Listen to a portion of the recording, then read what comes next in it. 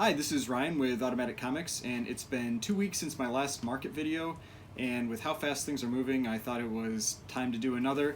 Plus, I've got a couple books to open, so I'll be throwing that in too, so stay tuned.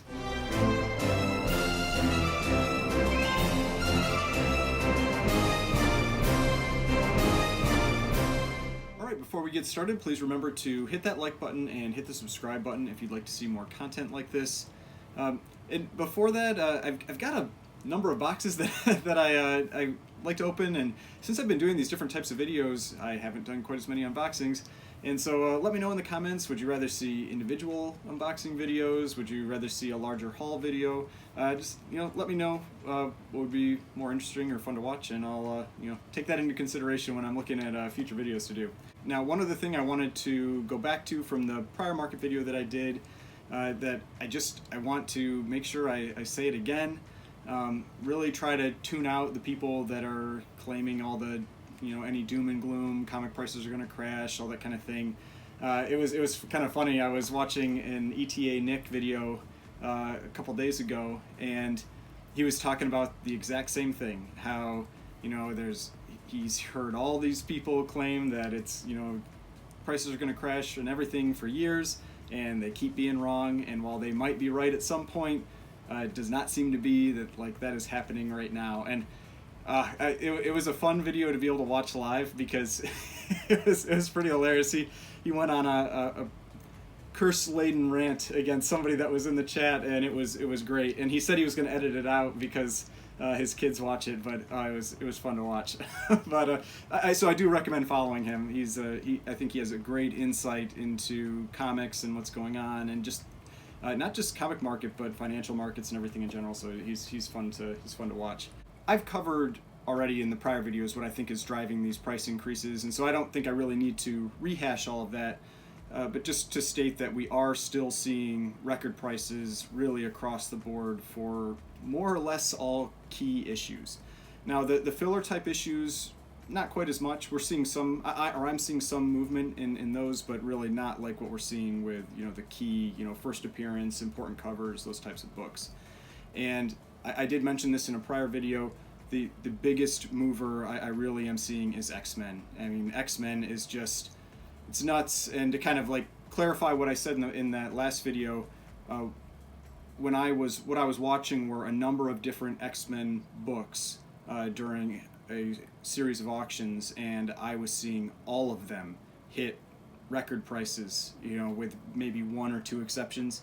And so X-Men is really, that is the one that's moving a lot, and I'm gonna touch on that with a couple issues later on in this video. Now, the reason I really wanted to make this video this week and make it a little earlier than I was originally planning to is that this week we had one of Heritage's signature auctions. And so they have these every, I'd say it's about 2 to 3 months. And with these, what you see are just, it's just Grail after Grail, or whatever you want to call it.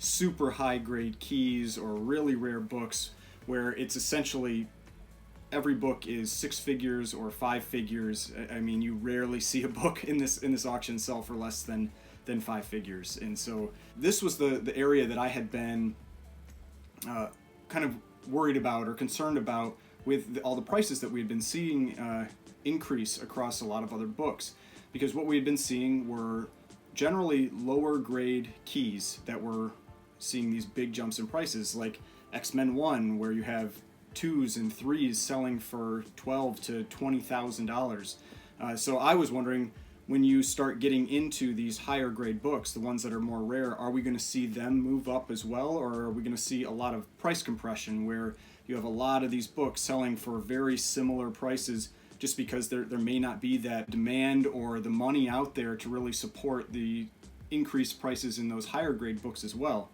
And now what I saw was that there is definitely nothing to be concerned about with price compression, because we were seeing just records across the board being broken for keys all over the place. And so this, at least for now, tells me that the demand in the comic market is very healthy, and there is a lot of money that is going into it.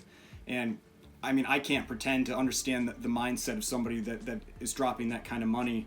All I can say is that that's what we're seeing selling. I mean, these are tens of thousands, hundreds of thousands of dollars going into some of these key issues, and there were people out there competing for those books, so there is definitely demand for them. Now, one other thing that I wanted to touch on before I get into a few specific examples that I saw was that sometimes I see people report some different numbers for heritage auctions, and the number you should be reporting if you're talking about heritage auctions is the final total sale price. So that's one of the things that can be a little confusing with heritage, is because they have a bid that the person is putting in, but that bid number doesn't mean anything. You should not look at that bid number and correlate that to what you think the GPA or the average or going price is for that book. That bid number has a 20% premium that is put on it called a buyer's premium. The final price that that person pays is the total price. It's their bid plus that buyer's premium. And so that's why actually if you're ever on the site and you're actually bidding on something, they tell you what that number is when you're bidding. You may say that you're bidding $1,000, but you're really bidding $1,200. That's what you're paying.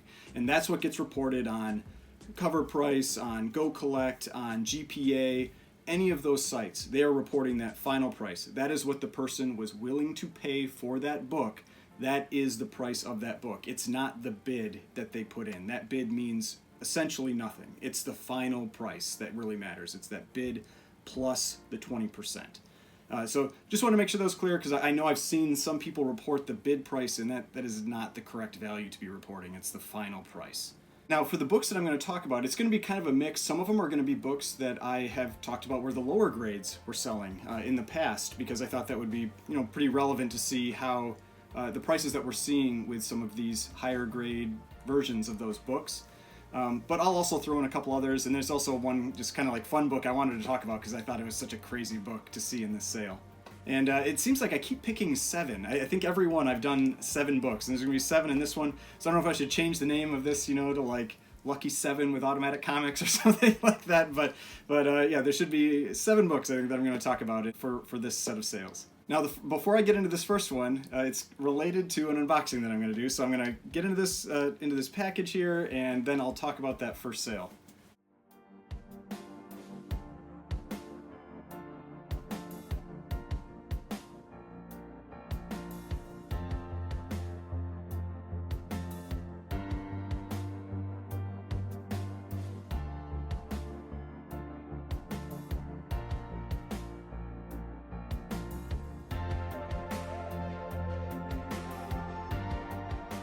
Alright, so why I felt this one was important to talk about is that, when I give a recommendation for a book, I'm not just kind of like spouting out recommendations and that kind of thing. I will often put my money behind the books that I'm recommending. They're ones that I believe in, and so I will go and pick them up. I mean, you've heard about me talk about this with Special Marvel Edition 15. I've got a bunch of copies, and this one was one of the recommendations I gave in the video last week.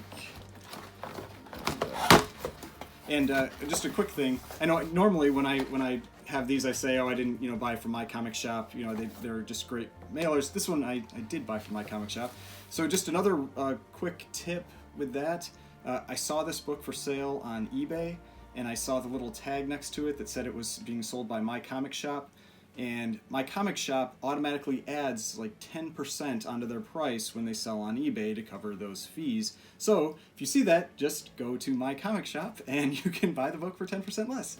And so that is what I did. And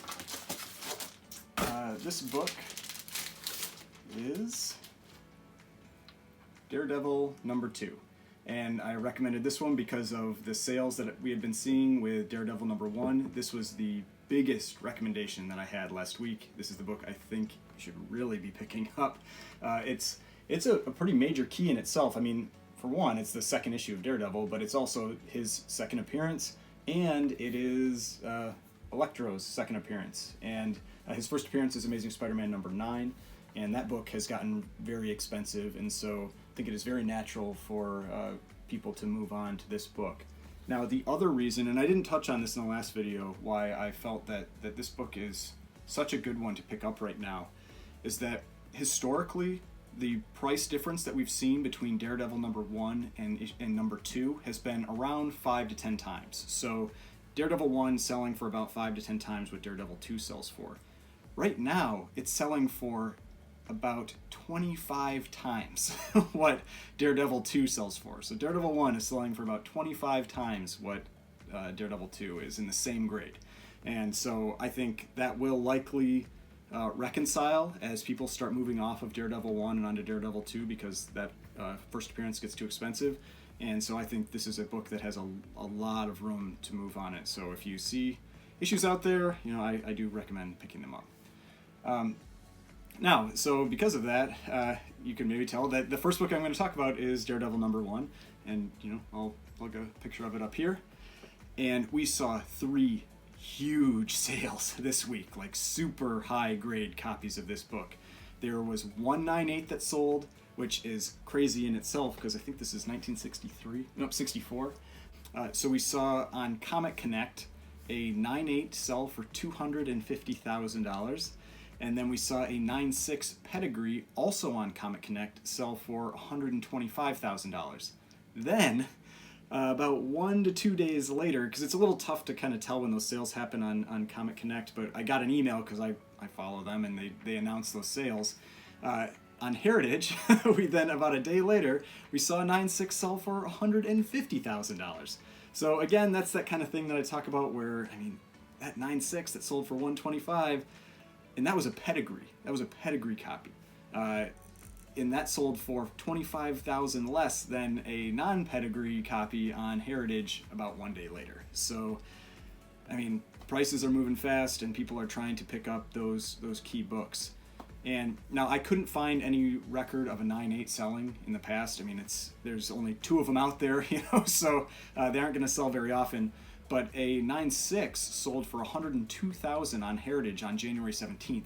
So that is a 50% gain in a huge, like major book like that in just 2.5 months. So huge moves in that book. Definitely not seeing something like price compression there.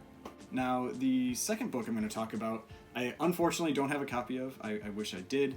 But this is X-Men #1, and I've talked about this one already a little bit today, but there was a CGC 8.5 that sold for $78,000. And this was one that I really wanted to see because we've been seeing a lot of kind of like big record sales with X-Men #1.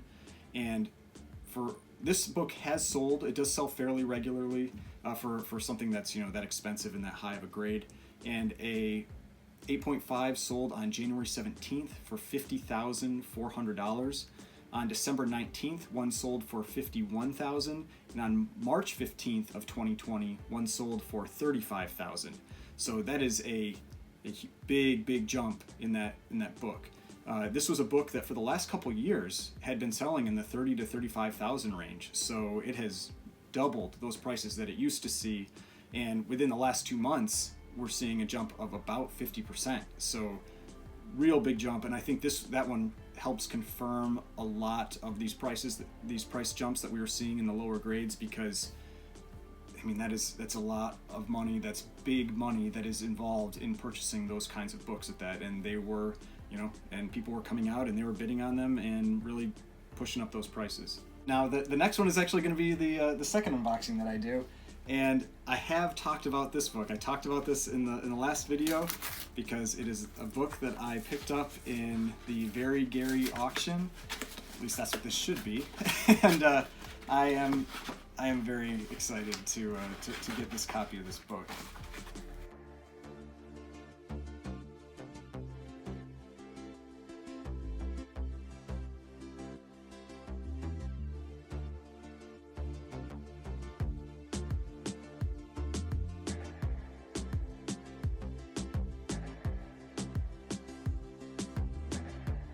So if you haven't watched my prior video, this was a book that I picked up watching the Very Gary auction maybe a week ago or so, and Jay put up a book, and it was basically me and one other guy that were bidding against each other for it, and really wanted this one, and I am happy I got it.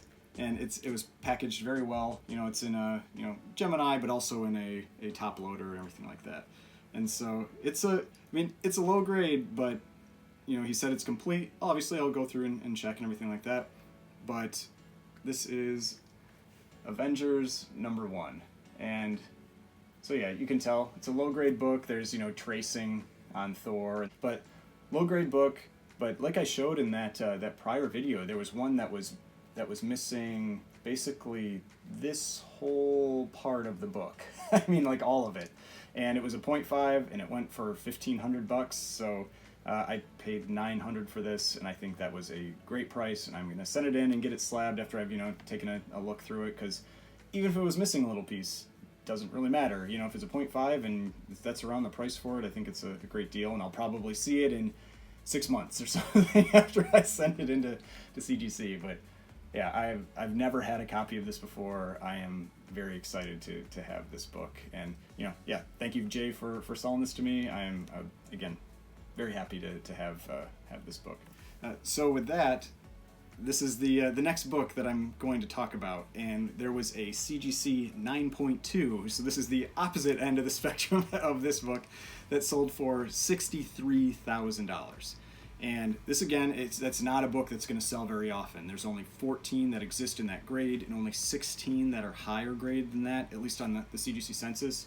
And the prior high was $46,800 in November of 2019. And so obviously, it hasn't sold in a couple of years, but that's a jump of around 40% for a book that costs, multiple tens of thousands of dollars. So that's a solid move for that book, and I think that, again, helps confirm that there is a lot of money still moving into these higher grade versions of these books. Now, the next one is one that I've talked about quite a bit as well. It was actually the recommendation that I gave in one of my videos maybe 3 or 4 weeks ago, because it hadn't moved yet. And man, I wish I had bought every copy that was on eBay when I gave that recommendation, because that book has now gone, basically nuclear. It has followed the path of X-Men 1 and Giant Size X-Men 1, and it is now just extremely expensive across almost all grades. And that's clearly here. We've got X-Men 94, and this auction had a CGC 9.8 of this book sell, and it sold for $63,000. This was one that I also really wanted to see, because I had been seeing those moves in the lower grades, and I wanted to know if a high grade copy was going to respond to that. And this is another book that does not sell very often in this grade.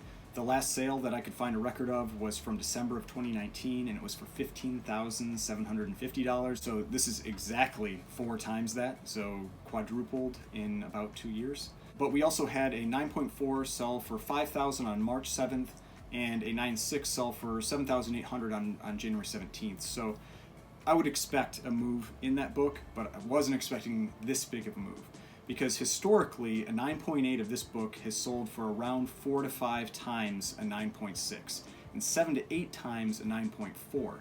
And right now, because that 9.4 sale is very recent, we're sitting at about 12 times that 9.4. So I think that means we're going to start to see some continued increases in prices in those lower grades as we come back to that norm of maybe about 12 times for the 9.4 versus the 9.8. I wanted to try to include a variety of different books, and so the next one I'm going to talk about isn't a Marvel book,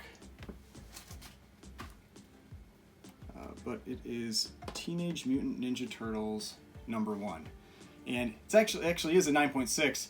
Unfortunately, I do not own a first print of Teenage Mutant Ninja Turtles #1. This is a third print, but for the first print, saw a huge sale in this auction. A 9.6 first print sold for $66,000, and the last sale in a 9.6, and again, this is a book that doesn't sell all that often, was $25,000 back in June of 2020. But a 9.4 sold for $35,900 on February 8th, so I was definitely expecting to see a jump in that book.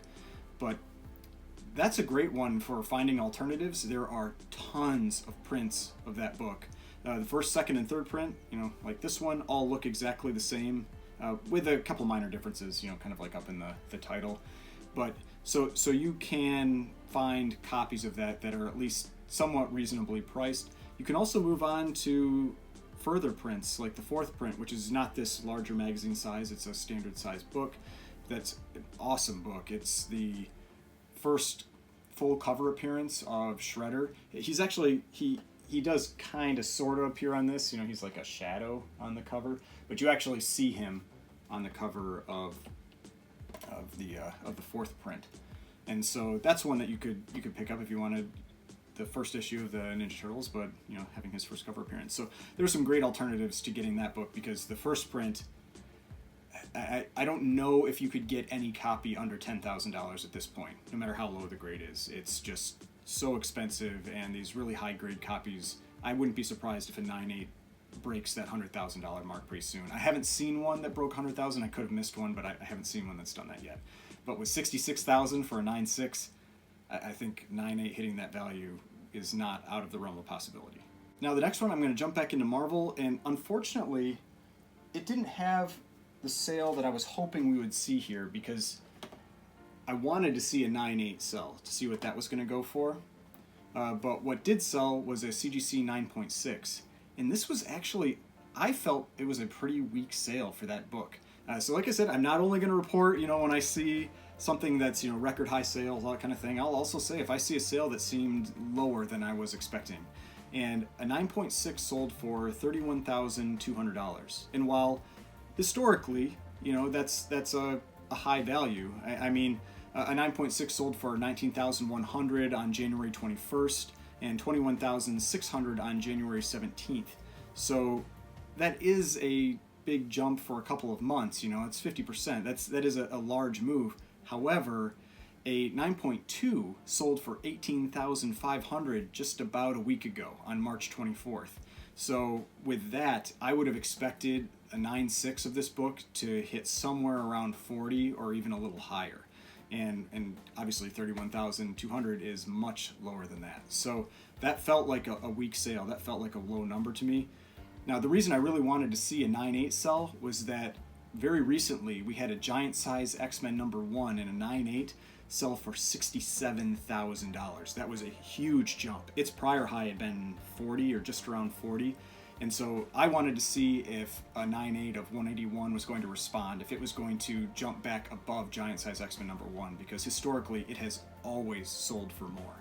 And so that was really what I was kind of hoping to see, but unfortunately didn't get to. Now, one thing I do want to point out with the giant size X-Men 1 that sold for $67,000 is that it was off-white to white pages. And so that book set the record by over 50%, and it was not a white pages copy. So, you know, just something to think about. You know, white pages, while they, you know, can be important, they are not always the most important thing when you're looking at the price of a book, or the, you know, what a book is worth. The grade is really the primary driving factor. Now, when you get down into Silver Age and Golden Age, you know, white pages is extremely rare, and so it can be maybe a little more important. But when you're talking bronze, copper, modern, I really don't see much of a difference with those white pages copies. So just, you know, kind of food for thought if you're looking at those books. The last sale I wanted to talk about was just one that I thought was just a fun book that I saw come up for sale. I thought this was an incredible copy to see just because it's so rare. And I will plug the picture in up here. This is Captain America #100, which in itself is not a rare book. There are a lot of them out there. It's a pretty late Silver Age book. It's a key. I mean, it's when he returns to his own title in the Silver Age. But this was a 9.9. So, I mean, just to think about that. I mean, 9.9s are exceptionally rare even in modern books. And unless you're talking about something that's like a hard card stock, you know, one of these square bound books, like the Three Jokers book that came out, you know, you will see 9.9s or 10s fairly regularly with those. But this is a book from the 60s, you know, and there are actually 2 of them that exist. So that's, I mean, I think that's even crazier. But this 9.9 sold for $78,000. And for comparison on what a 9.8 sells for, a 9.8 sold in December for $7,907. So approximately 10 times the cost for that, you know, that 1 point.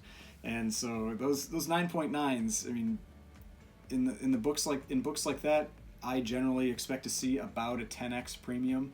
And so the book I would love to see come up for sale is the single 9.9 of Hulk 181. I think that book would hit $500,000 or $600,000 if it came up for sale, possibly even higher. And so that's one that I would love to see, because I think that is so cool. But for the Captain America 100.99, one did sell back in 2014 for $20,827. I was shocked I was able to see and find a sale of that book. But that's 4 times an increase in price in the last 7 years, which isn't half bad. So now, one other thing I wanted to point out with that Hulk 181, that's the 9.9, is it is actually an old label CGC book. And so the reason I want to mention that is that I think there's this kind of mindset that anytime you get an old label book, you're always going to be able to press it and get a higher grade, and that CGC graded so much harder back then. And while that is true some of the time, the books weren't traditionally pressed back then, so you can take care of some of these flaws that would be present on those books. There are still extremely high-grade books that were graded, in the late 90s, early 2000s, and that is an example of one of them. The next thing I wanted to talk about was, what am I doing right now? So similar to what I talked about in that prior video, how has what's changed in the last couple weeks potentially changed what I'm going to do? And I'm actually looking at listing some of my key issues, but it really is dependent on the book. What I've seen is it feels very similar to what I saw with Pokemon cards. They moved up very fast, but the reality is in the last couple months I really haven't seen the prices change that much in those cards. Now, they haven't fallen, but they've really stabilized, and that's what I generally expect to see happen with comics, because you can't have prices go up 50% every other week indefinitely. I mean, everything would be $1 million in almost no time. And so you are going to reach a point where people are only willing to spend so much on a book. And a couple examples I see of that are Giant Size X-Men and Hulk 181. A Giant Size X-Men is selling for somewhere in the range of $5,000 to $6,000 for a mid-grade, a 5.0 to a 6.0, which feels high to me. And similar with Hulk 181s, mid-grades are also selling for $5,000 to $6,000. So me personally, I'm not going to go after those types of books right now, but those are the types of books that I would be selling, since I think that they've probably reached that stabilization point. Now, I could be wrong. They could continue to skyrocket up, indefinitely, but that's just what I feel with what I'm seeing right now. So to me, the books that have made these 300, 400% moves in the last 4 to 8 weeks, those are the types of books that I'm going to consider listing. But then what I'm going to be doing is I'm going to be looking to pick up books that haven't made those types of moves yet, like that Daredevil #2. That book had almost moved none, maybe 20%, 30%, but you could see that book jump another 100 or 200%, and that's the type of book that I'm going to be looking for, a book that has a lot more room on it, that hasn't really moved as much as some of these other keys have yet. Those are generally the types of books that I talk about when I'm giving recommendations in some of my other videos. They're books that I see that haven't made those same moves as some of those big keys, but I think have a lot of room left in them as people start transitioning over to them. In my last video, I had a segment at the end where I was talking about something that I thought was important for, whether it's for new collectors or new buyers that are getting into comics. And that when I was talking about that, I was talking about how I was seeing high-grade raw books sell for as much or more than their graded counterparts. And the thing that I'm seeing now that I wanted to talk about, just another item of this, is that what I'm seeing are qualified books. So these green label books selling for approximately the same price as their universal or blue label counterparts. And I'm not sure what is driving that. I don't know if it's new collectors that aren't familiar with the differences in the labels, or if people are just starting to ignore that difference more. But if you're not familiar with a green label or a qualified label, so with this one, it has the Marvel value stamp cut out from the book. So what CGC does is they grade the book like the Marvel value stamp is there. They designate what the qualification was, and in this case, this book would have probably graded about a 2.0 if it was a blue label, but because it presents so well, it presents like a 7.0, they ignore that flaw, and then they give it a 7.0, but say this is this is the reason that we gave it a 7.0 but a green label. And I think I heard this mentioned maybe by Steven from Comics with Bonix. I can't remember exactly where I heard it. If it was on when he was talking with Alex the Comic Hoarder on one of his videos a little while ago. But it was basically that it seemed like the new group of people that were getting into comics, maybe don't interpret the green labels or the purple labels, the restored labels, as being that big of a deal. And so I think that is an interesting trend to follow, and I've got a couple examples for it. The first is actually one of the reasons I brought out this book, and it was a Hulk 181. A blue label, 3.5, sold on April 2nd, so just a couple days ago, for $3,400. A green label, 3.5, sold on April 2nd. It was missing the Marvel value stamp for $2,700. So that's only $700 difference, only a 20% difference between the green label and the blue label, and that is much closer than it has been historically. Historically, it's been more like half, maybe even less than half. So, I mean, a blue label Hulk 181 and a 7.0 is going for around $7,000 right now. So, I mean, that is very tempting for me to try to list this book, and say like, hey, if prices are normalizing between blue labels and green labels, and this book can sell for $7,000 or $6,000, I would gladly sell it for that. So I don't know if that's a transition we're seeing or what's going on with that. But now another example that's even closer in price, and it's the reason I have this book here.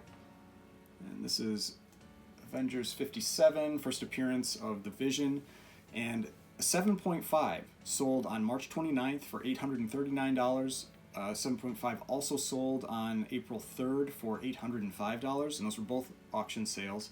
And there is an auction sale going on right now that, based on when I post this, should end today, that is currently sitting at $770 as I film this. And it has a coupon cut out, so it's very similar to the Marvel value stamp being cut out of the Hulk 181.